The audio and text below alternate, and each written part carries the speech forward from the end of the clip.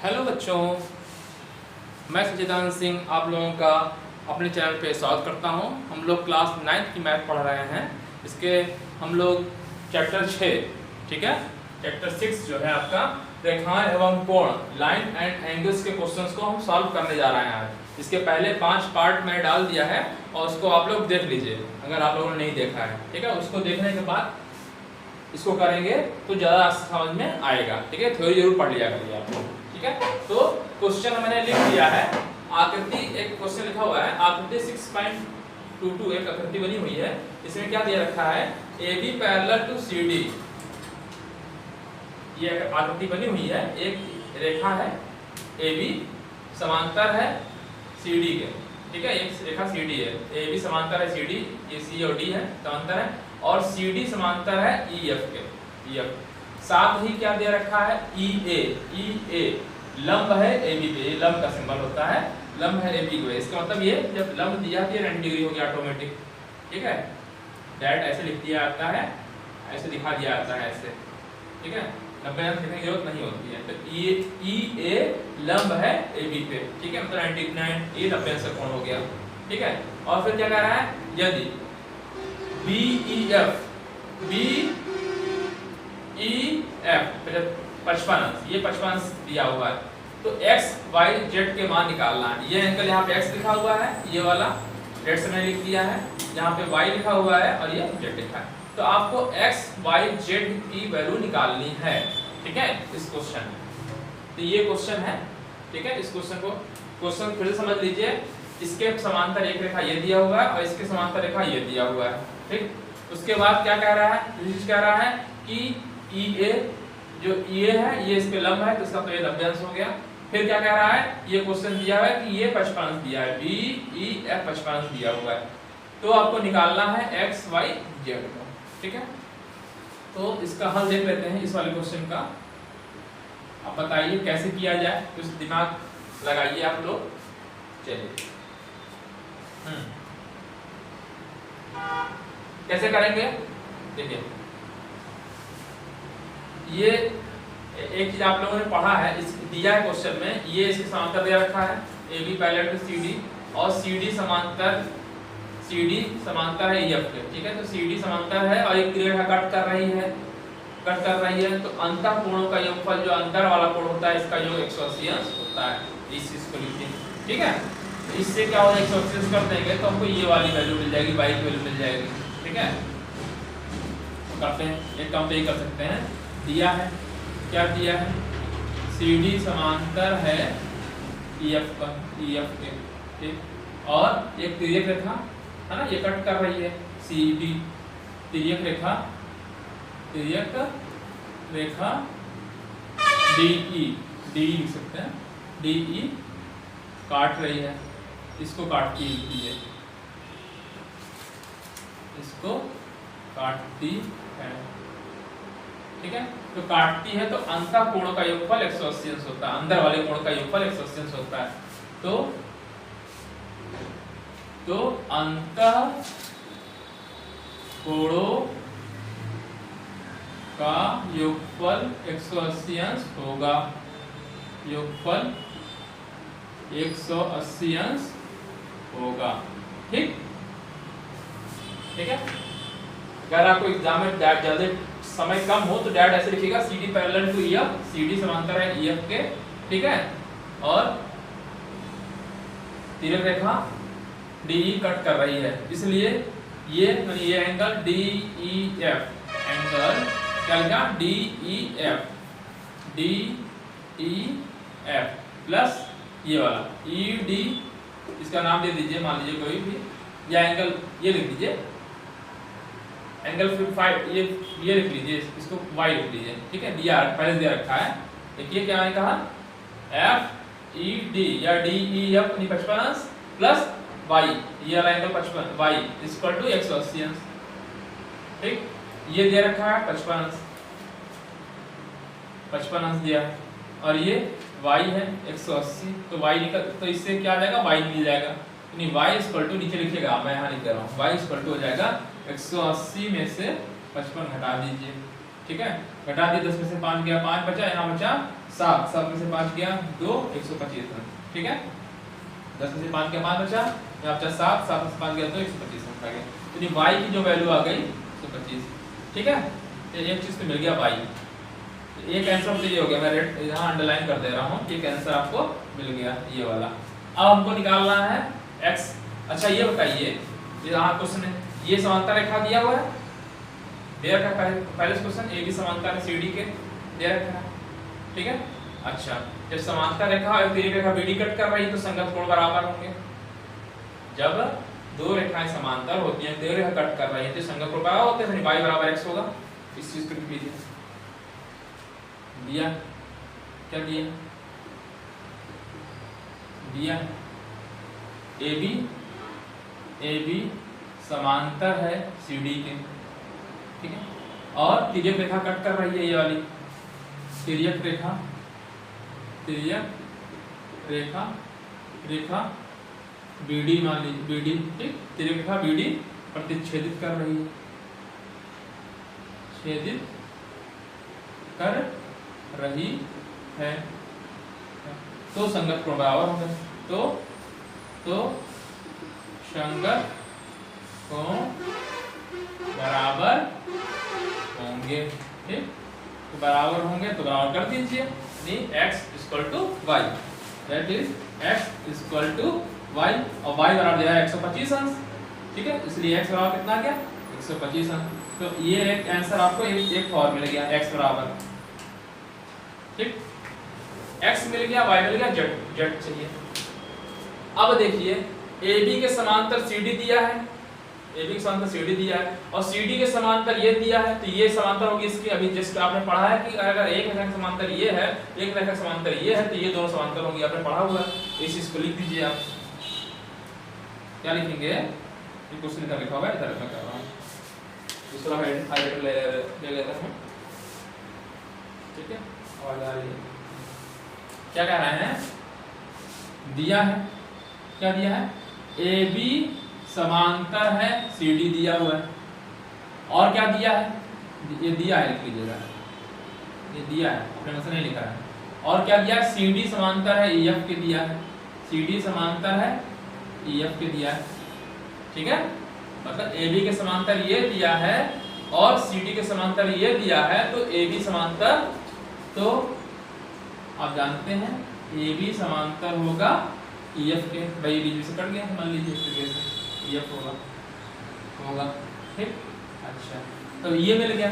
अच्छा अब ये बताइए AB समांतर है इसके, और एक रेखा ये है, ये भी है, एक रेखा कट कर रही है, तिरछी होती है, सीधी रेखा कट कर ही रही है ना, तो कट कर रही है, संगत कोण का योगफल 180 अंश होगा, ये अंतर वाले कोण का, अंतः कोण का योगफल 180 अंश होगा।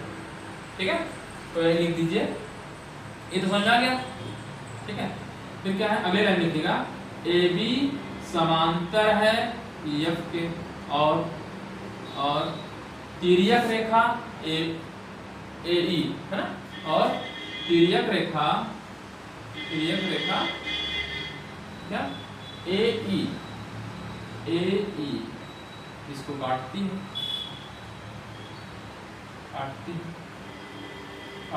ठीक है, काट रही, कोई दिक्कत नहीं, काटती है तो अंतः कोण का योगफल 180 अंश होगा, है ना, इस कोण का योग प्लस ये कोण का, अंदर वाला कोण 180 अंश होगा। तो अंतः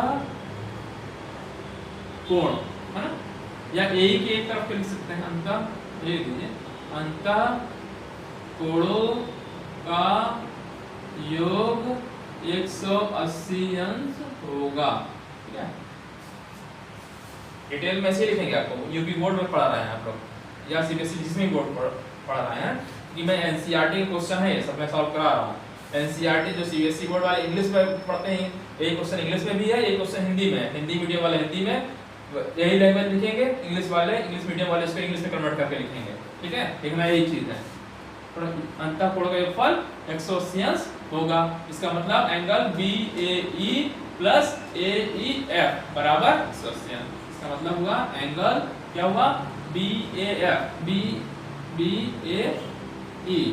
plus angle AEF, angle AEF बराबर कितना होगा 180 अंश।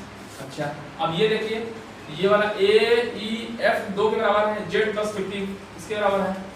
तो अच्छा BAE क्या है, क्या है BAE 90 अंश है ना, पहले दे रखा है लंब है, जब लंब है तो 90 डिग्री हुआ है ना, देखिए लिखा है ना EA लंब है AB पे, लंब है तो 90 अंश कोण है, ठीक है। तो इसका मतलब ये क्या हो गया 90 अंश, ठीक है, प्लस और जो AEF है दो जो Z + 55 के है, तो मैंने इसे लिख दिया Z + 55, ठीक है, बराबर 180 अंश। तो Z बराबर निकाल सकते हैं ना, अंश को ऐसे लिखा गया, ठीक है। तो Z बराबर क्या निकालेंगे 180 में से घटा 75 कर देंगे उधर, तो 180 माइनस क्या 90 उधर चला गया और प्लस 55 इधर चला गया, ठीक है। घटा लीजिए 180 अंश माइनस 90 जोड़ लीजिए ना, कितना आएगा 5 और 9 5, ठीक है, 9 5 14, ठीक है, 5 उधर हो गया और 9 5 14 हो गया। घटा लीजिए कितना आएगा 180 में से घटाएंगे 145, तो 10 में से 5 गया 5, ठीक है, बचा यहाँ पे कितना 7 35 डिग्री। तो एक आंसर आपका Z वाला ये मिल गया, तीनों आंसर मिल गए आपके, ये आपका आंसर हो गया, तीनों आंसर हो गया, मैं रेड्स मैंने कर दिया। तो x बराबर आपका आया 125, ठीक है, y बराबर आया है x 125 आया, y बराबर 125 आया और z बराबर 35 आया, ठीक है। ये इस क्वेश्चन को समझ में आ गया होगा आप लोगों को, ठीक है। ये तो लॉन्ग में करा दिया, अब शॉर्ट में करना होता तो तुरंत कैसे करते, आपको देखिए सीधी सी बात है, ये इसके समांतर दे रखा है ना, और ये इसके समांतर, तो ये समांतर होगी आपको मालूम ही है। अच्छा ये 55 दे रखा है, ये 55 160 में बता रहे हैं, जल्दीबाजी में करना है, जो कंपटीशन में करना है वहां आपको टाइम 1 मिनट के अंदर भी कम से कम समय में कर लेना है क्वेश्चन। देखिए ये 55 है, ये है ना, एक ही तरह के अंतर कोणों का 180 अंश होता है, तो 55 + y बराबर 180 अंश, तो y बराबर 50 करके 125 आ गया, तो ये 125 आ गया तो 125 होगा, क्यों इसलिए होगा कि संगत, देखिए ये समांतर इसके है तो संगत कोण बराबर होते हैं, ये अभी 125 ये हो गया x बराबर 125 होगा, तो एक आंसर ये मिल गया, ठीक। अच्छा क्वेश्चन में दे रखा है ये समांतर होगा, मतलब ये इसके समांतर है, ये इसके समांतर है, तो ये इसके समांतर हो गया, समांतर हो गया। तो ये दे रखा है पहले से ही ये परपेंडिकुलर टू AB, जैसे मुझे परपेंडिकुलर है तो इसका मतलब लंबवत है, तो 90 अंश हो गया, जब ये 90 हो गया, ठीक, ये 90 हो गया, ये 90 है, ठीक, और देखिए ये क्या है, जो ये 90 हो गया और ये समांतर है, ठीक है, जो 90 है तो इसका मतलब क्या ये भी 90 अंश होगा, जब ये 90 हो गया, अभी 90 90 180 अंश होता है, तो 90 ये भी 90 होगा इधर वाले का जोड़, तो ये जब 90 में से 55 घटा देंगे तो सीधे सीधे आ जाएगा 35, ठीक है। तो वो फटाक से क्वेश्चन आप कर लेंगे कंपटीशन, लेकिन आपको यूपी बोर्ड में करना है तो आपको ऐसे लगाना पड़ेगा, ठीक है। CBSE बोर्ड में भी पढ़ रहे हैं, वहां क्वेश्चन आएगा तो आपको ऐसे ही लगाना है, क्योंकि वहां पे स्टेप पे आपको नंबर मिलेंगे, ठीक है। चलिए अब इसके बाद प्रश्नावली 6.2 का पहला क्वेश्चन मैं सॉल्व कराने जा रहा हूं, ठीक है। क्वेश्चन मैंने लिख दिया है और उसको मैं सॉल्व कराने जा रहा हूं, तो जो क्वेश्चन फालतू का मैं हटा दे रहा हूं, समझ में आ गया पहला आंसर, क्वेश्चन ये है, ठीक है। चैप्टर तो रेखाएं एवं कोण चल रहा है और प्रश्नावली 6.2 के क्वेश्चंस को मैं सॉल्व कराने जा रहा हूं। क्वेश्चन मैंने लिख दिया है जिससे कि आपका जो है टाइम खराब ना हो, ठीक है। चलिए क्वेश्चन देखिए, अगर थ्योरी समझ में आ गया होता तो क्वेश्चन आप लोग जल्दी जल्दी कर लेंगे। क्या है क्वेश्चन में पढ़ दे रहा हूं, ये आकृति 6.23 है, ठीक है। क्या कह रहा है, आकृति 6.23 में यदि AB समांतर है CD के, AB समांतर है CD के, ठीक, और CD समांतर है EF के, ठीक, ये दिया है। फिर क्या कह रहा है, एंगल Y, डायरेक्ट से मैंने लिख दिया Y, ये कोण Y है, ठीक है, Y और ये कोण Z है, ये X है, और Y और Z का अनुपात दिया है 3:7, तो X का मान निकालना है, ठीक है, ठीक है। समझ में आ रहा है क्या क्वेश्चन है? क्वेश्चन में थोड़ा फिगर बना दे रहा हूं, ये ऐसे है, ठीक है, और ये है, इसका नाम है A B C D C D और EF, ठीक है, ई एफ है, ठीक है। और इस ये कोण जो दिया है x दिया है, ये कोण आपका दिया है y दिया है, और ये कोण दिया है z। निकालना है आपको x, क्या निकालना है, x की वैल्यू निकालना, x निकालना है। इस क्वेश्चन को देखिए कैसे सॉल्व किया जाए, ठीक है।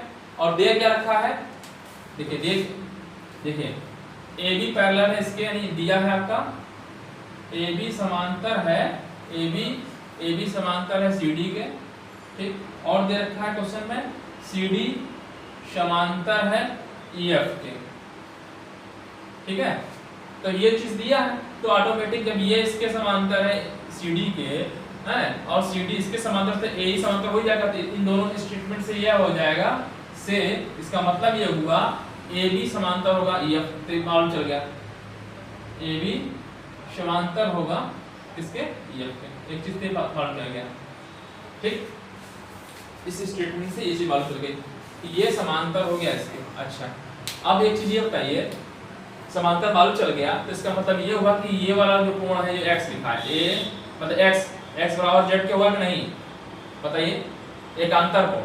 लेकिन जब ये समांतर है, समांतर एक रेखा काट कर रही है, चलिए इसका नाम डाल देते हैं इसमें, अगर नाम ना दिया हो तो मैंने मान लिया टी डाल दिया, ठीक। तो एक क्या है, ये चीज समझ आ गई, ठीक है, ये समांतर हो गया। अब ए बी पैरेलल है एफ के, और एक रेखा कट कर रही है, या सीधे सीधे एकांतर कोण, देखिए एकांतर कोण बन रहा है नहीं, x बराबर z होगा, क्यों, क्योंकि एकांतर कोण है ना, पैरेलल हो ही गया, ये पैरेलल इसके है, कट कर रही है, ये वाला कोण x बराबर z के बराबर होगा। तो एंगल इसके नीचे लिखेगा, एंगल का डायरेक्ट लिखा हुआ है x बराबर होगा किसके, z के होगा, ठीक है। क्यों होगा, एकांतर कोण से। डिटेल लिखना चाहते हैं तो लिख सकते हैं A B parallel to, A B समांतर है ई एफ के लिख सकते हैं, और तिर्यक रेखा टी इनको काटती है, तो एकांतर कोण x बराबर z, ठीक। ये क्वेश्चन नंबर फर्स्ट डाल देना, चलिए, ठीक है। तो मतलब एक चीज ये मालूम चल गया, जो x की वैल्यू होगी z के बराबर आएगी होगी। अब हमको z मालूम चल जाता है, x की वैल्यू निकाल सकते हैं। अच्छा, अब ये बताइए, ये बताइए जरा, एक रेखा ये है, एक रेखा ये कट कर रही है, मतलब CD और T एक दूसरे कट कर रही हैं। जब कट करती हैं दो रेखाएं, तो इधर वाला कोण इसके बराबर होता है कि नहीं, शीर्षासम कोण से। चलिए इस कोण को हम मान ले रहे हैं 1, इस कोण को हम मान लिया 1, ठीक। इस कोण मैंने माना 1, तो ये आप ये बताइए, ये शीर्षासम कोण है कि नहीं, है ना। तो अब ऐसे लिखिएगा, दूसरा ले रहे हैं, मैं क्या कह रहा हूं,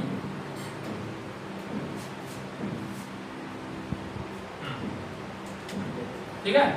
तो मैं कह रहा हूं कि y इक्वल टू एंगल 1 के होगा कि नहीं होगा, बताइए, y बराबर 1 होगा, क्यों, शीर्षासम कोण। भाई दो रेखाएं एक दूसरे कट करें हैं, तो ये वाला एंगल इसके कोण के बराबर होगा, शीर्षासम कोण है, इसके विमुख ये वाला है, तो ये वाला होगा, है ना। तो ये क्या लिखेंगे, y बराबर 1, क्यों, क्योंकि शीर्षाभिमुख कोण, ठीक।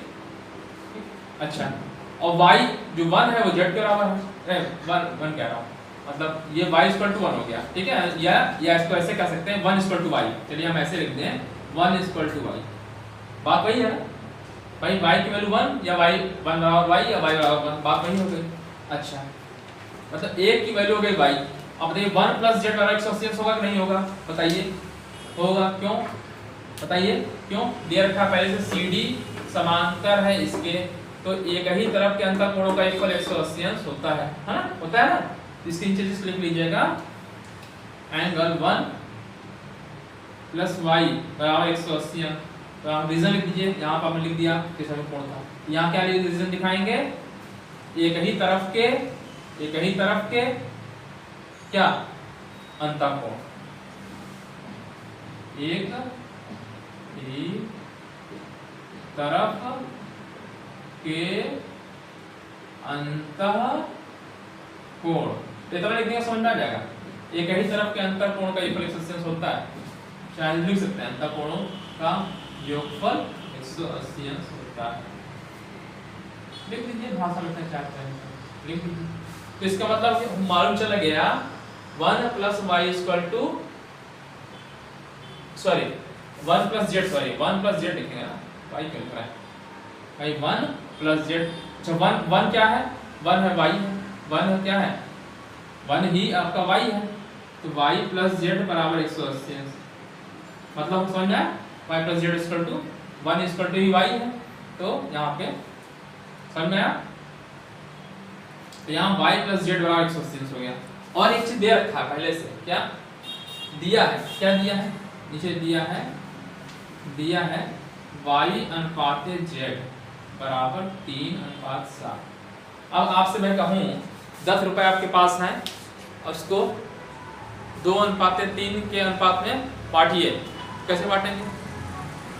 जैसे मैंने आपसे कह दिया 10 रुपए हैं आपके पास और इसको जो है 2 लोगों में बांटना है, कितने का रेशियो में, 2:3 के, और 2 और 3 के अनुपात में बांटना है। क्या करते हैं, 10 लिखते हैं गुणे 2 बटे इन दोनों का योग 5, ठीक, काट दीजिए, कितना आएगा 4, और दूसरे लोग कितना मिलेगा 10 गुणे नीचे वाला संख्या, इन दोनों का जोड़ कितना 5,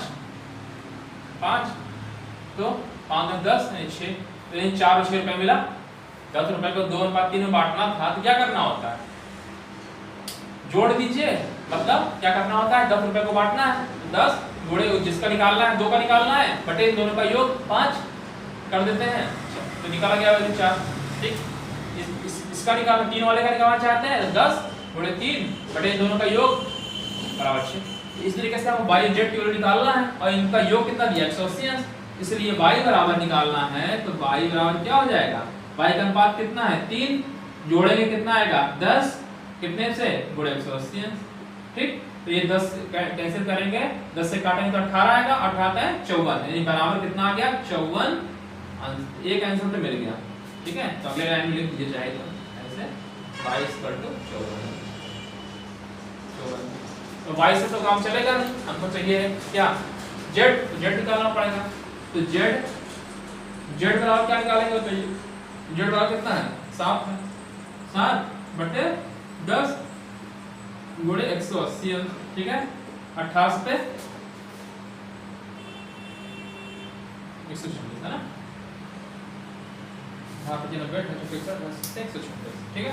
यानी z बराबर आपका कितना आ गया 126। निकालना क्या था x, तो z मालूम चल गया तो x निकाल लेंगे ना समीकरण फर्स्ट से, समीकरण फर्स्ट से क्या मिल गया x बराबर 126, ठीक है। आसानी से हो गया क्वेश्चन, ठीक है 126 अंश, ठीक है आंसर, ठीक है। फिर से समझा दे रहा हूं आपको, क्वेश्चन में क्या दिया था, AB समांतर है CD के और CD समांतर था EF के, तो इससे हमको ये पता लग गया AB समांतर है, ठीक। और फिर दे रखा था उसने x y z दे रखा था, ठीक है। और क्वेश्चन में दिया था y अनुपात z 3:7 दिया है, तो x का मान निकालना था, x की वैल्यू निकालनी थी।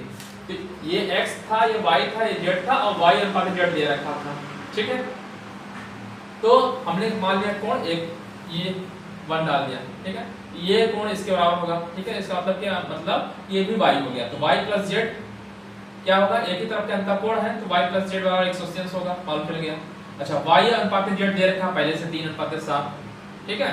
तो निकाल लेंगे आप y की वैल्यू, क्या कैसे निकालेंगे, 3 बटे इन दोनों का योग 10 गुणे 180, निकल गया y। जब y निकल गया, y निकल गया, ठीक, z निकाल सकते हैं, z निकालना है, क्या करेंगे 7 बटे 10 गुणे 180, 26 अंश आ गया, ठीक है। और z ही क्या है, किसके बराबर है, x के, यही z 126, ये हो गया, ठीक है। तो शॉर्ट में मैंने को कितना 30 सेकंड लगा बताने में और डिटेल में आप ऐसे लगाएंगे, ठीक है। तो इस क्वेश्चन का हल यहाँ से शुरू है, नोट कर लीजिए। और आगे के क्वेश्चंस को मैं यहाँ पे लिख दे रहा हूँ जिससे आपका टाइम बच जाए। चलिए मैंने प्रश्नों को यहाँ पे लिख दिया है, 2 क्वेश्चन और मैंने लिख दिया है। आकृति 6.24, इस आकृति का नाम है 6.24। 6.24 में यदि AB समांतर है CD लिखा हुआ है, और क्या दिया हुआ है EF परपेंडिकुलर टू CD, ये जो सिंबल होता है परपेंडिकुलर का सिंबल होता है, ये वाला ऐसे और ऐसे, ये परपेंडिकुलर का लंबवत, ठीक है, लंब है CD के, ठीक है, दे रखा है कि EF जो है लंब है CD के, तो लंब है CD के तो मतलब ये हुआ 90 अंश हो गया, ये 90 अंश हो गया। तो और क्या दे रखा है GED, एंगल GED दिया है 126 अंश, तो क्या निकालना है AGE, ये एंगल निकालना है, GEF ये निकालना है, और FGE निकालना है, ठीक है। क्वेश्चन समझ में आ गया होगा आपको। क्या दे रखा है कि दो समांतर रेखाएं दी हैं, ऐसे दिया हुआ है, ठीक, और ये ऐसे लिखा हुआ है, ठीक, और ये ऐसे दिया हुआ है, ठीक है, परपेंडिकुलर है।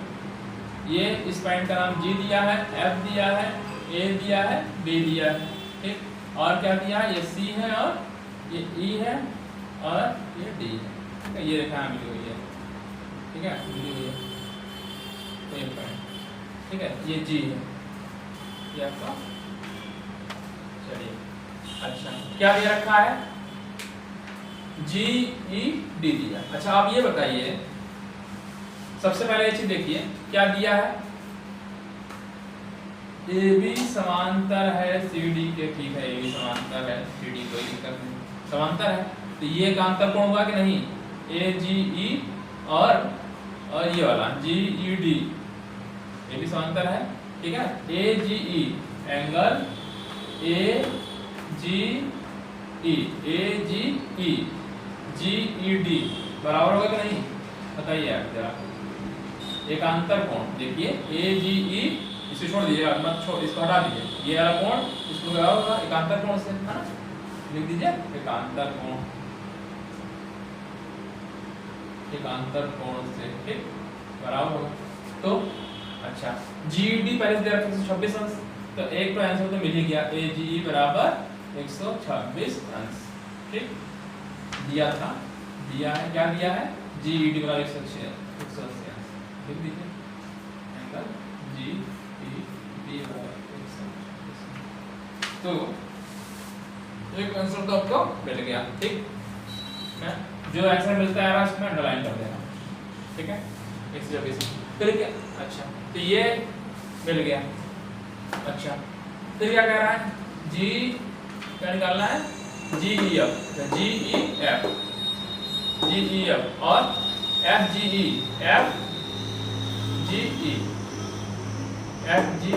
निकाल सकता है, चलिए, और क्या दे रखा है, ये 90 अंश दिया है, चलिए ये 90 अंश दिया हुआ है, ठीक, और इस पूरे कोण का वैल्यू है 126 अंश, तो ये वाला निकल नहीं पाएगा, क्या निकल जाएगा, है ना। क्या है देखिए, क्या दिया है GED एंगल GED बराबर दिया है, पहले से ही दे रखा था 126 अंश, ठीक है, दे रखा है। अच्छा तो GED बराबर क्या लिख सकते हैं, GEF, ये जो होगा ये होगा angle GEF plus FED plus angle FED, है ना, होगा, तो बराबर 126 अंश लिखा है, ठीक है। अच्छा GEF निकालना ही है, लिख दिया GEF प्लस FED 90 अंश दिया हुआ है, लंबवत था ना, 90 अंश हो गया था, ये 90 अंश हो गया बराबर 126 अंश, ठीक, तो इसलिए एंगल GEF बराबर 126 में से 90 घटाइए, जो भी आंसर आ रहा हो लिख दीजिए, तो 6 घटा दीजिए तो कितना आएगा, 6 का 6 हो जाएगा, 12 से 9 36 आ गया एंगल GEF। एक आंसर तो आपको ये मिल गया GEF भी आ गया। अब कौन सा निकालना है, ये मिल गया, और कौन सा मिल गया जी डी मिल गया, हाँ ए जी डी मिल गया, ठीक है। अब निकालना है क्या, एफ एफ ये वाला एंगल, अच्छा ये वाला एफ जी। अच्छा ये तो ये स्ट्रेट लाइन है, ये कोण प्लस ये कोण बराबर 180 होता ही है ना, जानते ही हैं। देखिए ये कोण प्लस ये कोण यानी एंगल इसके नीचे है, यहाँ लिखा angle A G E, angle ए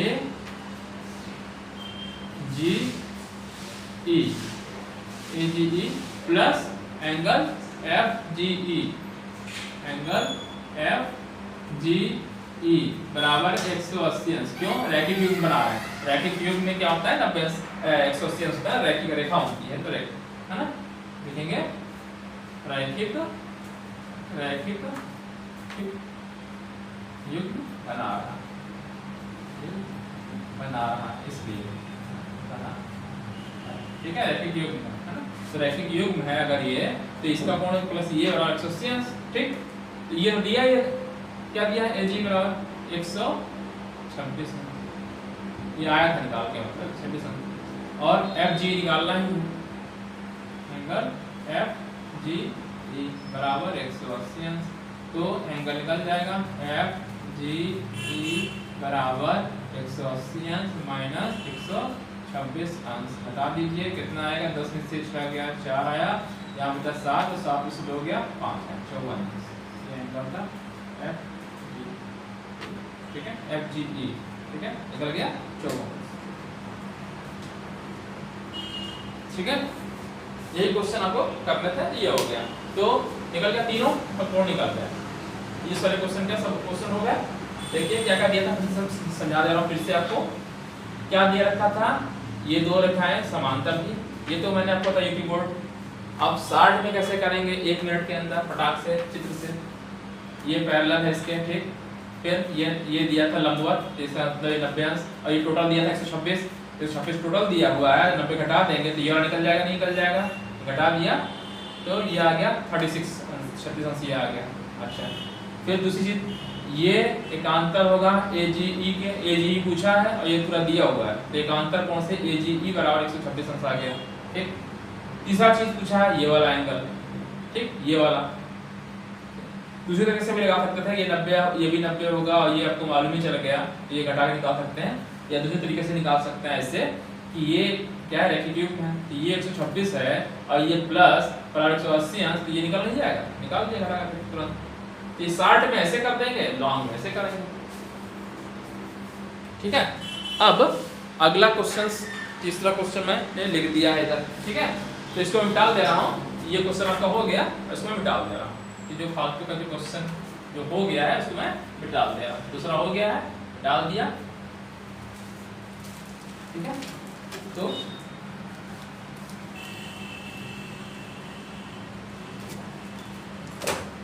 प्रश्नावली 6.2 का तीसरा क्वेश्चन, क्या क्वेश्चन है,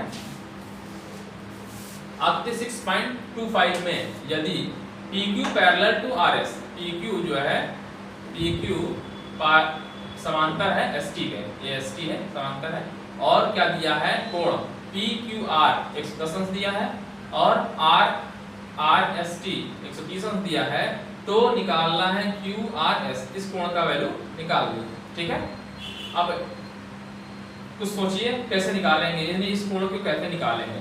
चित्र आपका क्या दिया, मैं फिर से बना रहा हूँ चित्र, देखिए ये ऐसे दिया हुआ है, फिर ये ऐसे कहा है और ये ऐसे कहा है, और ये बस एक चीज दे रखा है उसने कि ये P है और ये Q है, ये, और इसको कहा है S, ये कहा है आपको T, ठीक है, ऐसे कहा है, ठीक है। और ये एंगल दिया है आपका 130 अंश, और ये कोण जो है 110 अंश, और इस पॉइंट का नाम दिया है R। इतनी चीजें दिया हुआ है, आपको निकालना है QRS, ये निकालना है। तो इसके लिए बस एक काम ये कर सकते हैं, देखिए अगर हम इसको इसे बढ़ा दे रहा है डॉट लाइन से, मैंने बढ़ा दिया, ठीक है, तो PQ और S को नाम देते हैं, मान लीजिए PQR ST कर लिया, M दे देते हैं, चलिए M दे दिया, M कर देते हैं, ठीक है। चलिए ये कर दिया। तो मैंने क्या किया, अपने मन से क्या कर दिया, PQ दिया है, ये दे रखा है PQ समांतर है ST के, तो मैंने PQ को आगे बढ़ा दिया। PQ को आगे बढ़ाने पे ठीक है SR को M पे काट रहा है, तो इस चीज को लिख दीजिए। ठीक है, क्या कर दिया, PQ को आगे आगे आगे बढ़ाने पर SR को, रेखा SR को लिख दीजिए, रेखा SR को M पे काटता है, SR को M पे काटता है। क्यों कर रहा है भाई, बिना फायदे के कोई काम तो करता नहीं कोई, ठीक है, चाहे हम हो चाहे आप हो, तो हमको ये फायदा हो, ये इसलिए कर रहे हैं। देखिए ये एक रेखा है, एक रेखा है, इसके समांतर ये इसको पहले दे रखा है, ये समांतर इसके है, ठीक है, ये PQ समांतर है ST दिया हुआ है, PQ समांतर है ST के, है ना, ये PQ चाहे हम PM बोलते बात वही है, PQ समांतर है ST के, और एक तिर्यक रेखा कट कर रही है, ये तिर्यक रेखा है ना SR, तिर्यक रेखा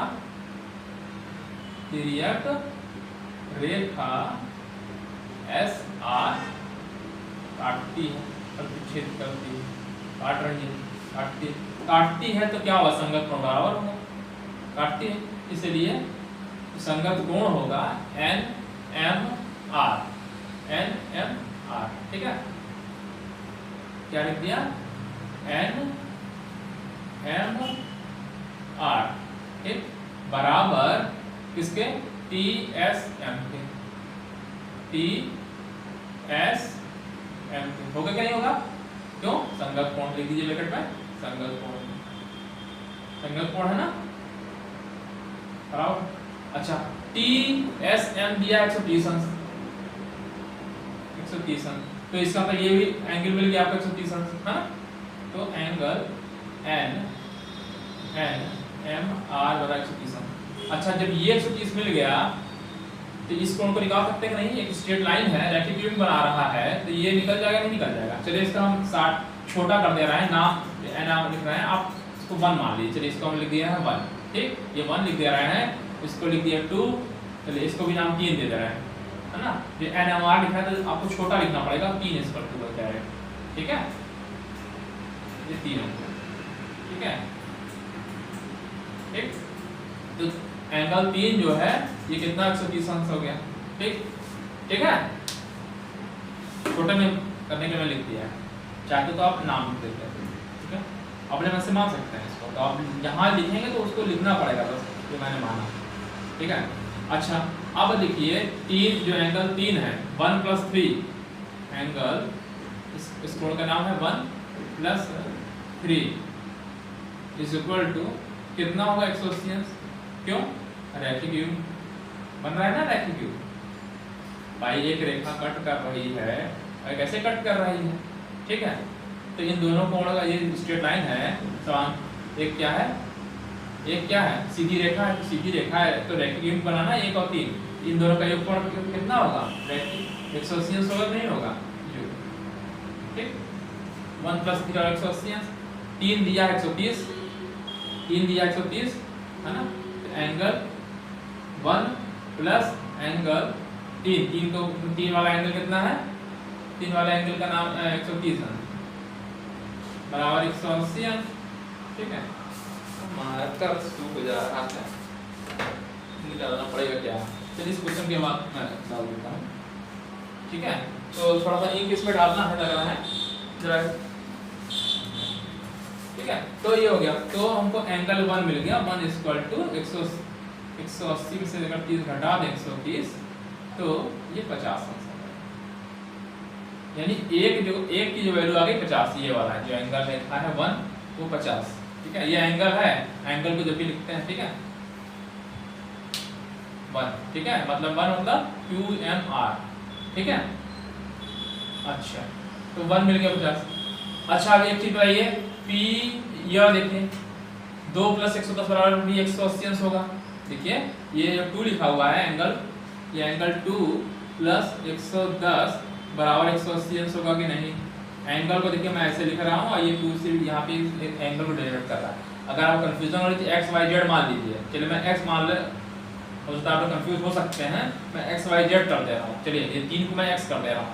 चलिए मान लीजिए कुछ हो सकता है कि आपको लगे कि यहाँ पे मैं क्या कर दे रहा हूँ, ये x है, ठीक है, और ये 1 को हम y मान ले रहे हैं और ये 2 को z मान लिया, ठीक है। तो ठीक है, क्या मान लेते हैं 130, हाँ ये y, 2 को मैंने माना है y, ये मैंने क्या बताया 1+3 क्या लिखा था, चलिए x बराबर मैंने बता दिया 130, i बराबर 130 आ गया, ठीक है। तो y, ये y है, ठीक है, x प्लस y बराबर, ये भी देखिए पंखा ऑन कर दे रहा हूँ पहले, तो ये सूख जा रहा है हवा की वजह से, गर्मी भी ज़्यादा पड़ रही है तो पंखा चला रहा है, ठीक है। तो ये क्या हुआ x प्लस y, ये x प्लस y बराबर 180 अंश, इसलिए हमने निकाला क्या, y की वैल्यू निकालना था, x प्लस y, ठीक है। इसका ऐसे लिख दो, सूख जा रहा है, दूसरा मार्कर ले लेते हैं, सूख जा रहा है। देखिए मैं फिर से लिख दे रहा हूँ, t फिर से समझा दे रहा हूँ, थोड़ा हो सकता है मैंने जो एक्स वाई जेड मान लिया है, कंफ्यूजन आपको हो सकती है, इसलिए फिर से बता रहा हूँ। देख लीजिए क्या मैंने माना है, टी एस एम का है, टी एस एम, ठीक है, टी एस एम बराबर एक्स, संगत कोण से एक्स की वैल्यू लगी 130 अंश, ठीक है। फिर Y plus X, X plus Y बराबर 180 अंश, ठीक है, इसलिए ठीक है, एक्स प्लस वाई, और एक्स की वैल्यू आपकी 130 अंश है, प्लस वाई बराबर 180 अंश, ठीक है।